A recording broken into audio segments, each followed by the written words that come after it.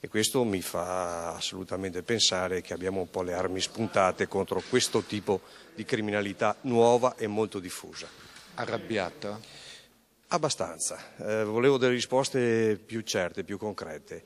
Si dice perplesso il sindaco Massimo Sensini dopo il vertice in prefettura Venezia sulle misure adottate contro il dilagare della criminalità che nelle ultime settimane ha colpito soprattutto l'area del San Donatese. Il primo cittadino di Fossalta di Piave si aspettava di più, soprattutto confidava in un potenziamento degli organici.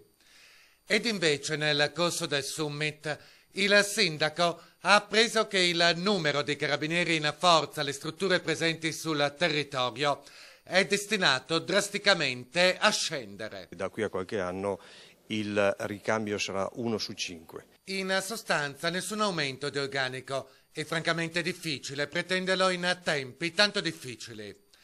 Ma non per questo San Donà, Musile, Noventa, Fossalte ed Eraclea verranno abbandonate a loro stesse. Anzi, il prefetto, in comune accordo con i vertici di Polizia, Carabinieri e Finanza, ha chiesto di poter attingere, almeno provvisoriamente, personale dai comandi regionali, al quale verranno affiancate anche pattuglie della Polizia Provinciale. Se guardiamo i dati, credo che non si possa dire che il Veneto orientale è sotto assedio, però possiamo permetterci di affermare che quello che è accaduto è comunque anomalo per il Veneto orientale. Che ci sia ormai una criminalità pronta a tutto, nessun dubbio. È anche vero però che a volte sono i cittadini a sottovalutare le circostanze. La colpa è sempre dei delinquenti e dei malviventi.